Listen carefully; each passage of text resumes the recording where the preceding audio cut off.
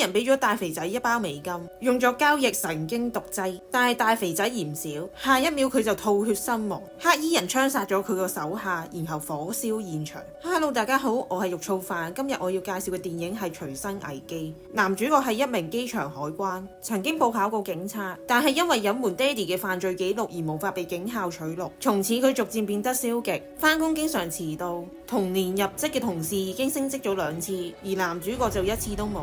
佢嘅女朋友啱啱有咗，女朋友鼓勵佢重新報考警察，重拾自己嘅夢想。但係男主角想繼續做海關，爭取升職多過考警察，於是請求海關主任將佢調到行李掃描區做前線人員，以展示自己嘅能力，爭取升職嘅機會。執勤期間，男主角發現咗一個耳機，同時間收到一個匿名信息，叫佢戴上耳機。耳機另外一邊竟然係一位恐怖分子，佢就係故事一開頭殺人唔眨眼嘅黑衣人。恐怖分子喺電話入邊同男主角講，一陣間佢會安排路人甲嚟到男主角嘅通道。恐怖分子威脅男主角必須俾佢裝有神經毒劑嘅手提行李通過掃描，否則就會殺死佢個女朋友。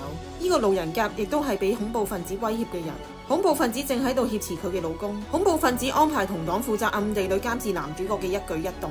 男主角試過報警，但喺接通之後就俾恐怖分子發現，令到男主角只好吸線。男主角終於揾到機會向航空警察講現場有恐怖分子，但係航空警察知道咗之後，好快被恐怖分子發現並且用毒藥殺死。男主角對呢件事十分之內疚。恐怖分子指責男主角因為唔聽從命令先會導致航空警察死亡。由於機場當日十分之繁忙，主任認為唔適合俾新手嘅男主角做前線人員，委託其他同事接管咗男主角嘅崗位。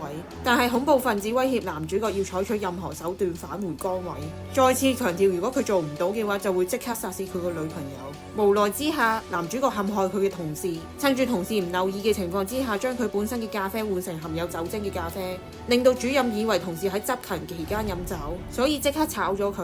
男主角先得以重返崗位。路人甲嚟到咗男主角嘅通道，顯示器顯示佢嘅行李箱入邊含有神經毒劑，但係喺威脅之下，男主角只能夠俾佢嘅手提行李通過安檢。恐怖分子其後向男主角解釋神經毒劑會引致身體各個器官衰竭，從而導致死亡。恐怖分子真正嘅目標係一位美國國會議員，佢打算利用神經毒劑殺死議員連同飛機上邊其他乘客，直到飛機起飛咗之後，恐怖分子先會放過男主角一家。另外一邊，一名女警正喺度調查故事一開頭嘅大肥仔同埋佢手下嘅命案。佢透過死者被燒毀嘅錄音手錶，隱約聽到死者走私咗神經毒劑入境。女警即刻通知咗美國國土安全部，但係國土部人員以為女警所提供嘅情報唔可靠，打算馬虎了事。但係女警嘅同事發現有機場海關嘅報警來電記錄，但係好快 cut 咗線，再加上同日有航空警察死亡，令到女警覺得呢兩件事都可能同命案有關，於是命令警員對旅客進行隨機搜查。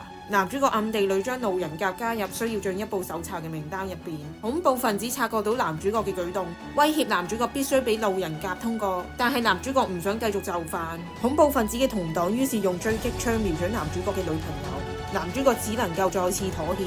其後恐怖分子跟住咗男主角嚟到咗洗手間，發生咗激烈嘅打鬥。男主角搶咗恐怖分子嘅手槍並且控制住恐怖分子，但係恐怖分子已經啟動咗遙控計時炸彈。原來恐怖分子將炸彈連同神經毒劑放喺路人甲嘅行李箱入邊，打算將成架飛機炸毀。而家炸彈已經啟動咗，10分鐘之後就會引爆，到時候機場所有人都會冇命。喺另一邊，路人甲已經被海關主任帶咗去檢查房。正當海關主任準備檢查行李嘅時候，俾男主角持槍叫停。恐怖分子命令男主角對海關主任開槍，但係男主角冇做到。呢個時候，路人甲喺恐怖分子威脅之下，吉死咗海關主任。喺時間緊迫之下，恐怖分子指導男主角暫停炸彈計時器，然後恐怖分子威脅路人甲殺死男主角。最後路人甲因為手槍過熱爆炸炸死。幾經波折，恐怖分子終於攞翻裝有神經毒劑嘅行李箱，並且指示同黨槍殺男主角嘅女朋友。好彩男主角已經用路人甲嘅手機向同事發出求救訊息，同事轉達訊息俾女朋友，令到佢及時逃脫。而恐怖分子嘅同黨就俾路人甲嘅丈夫擊殺。女警同美國國土安全部人員一齊前往機場，但係女警發現佢其實係恐怖分子嘅臥底。喺時速110公里嘅公路上邊，佢哋嚟咗一場激烈嘅打鬥，最後女警將臥底擊斃。佢抵達機場之後，基於安全嘅考慮，暫停咗所有班機同埋封鎖客運大樓。男主角查到恐怖分子即將乘搭飛往華盛頓嘅航班，派咗女朋友說服女警允許依架飛機起飛。男主角就偷偷登上依架飛機解除炸彈。恐怖分子登上飛機，但係唔知道行李箱已經被偷龍轉鳳。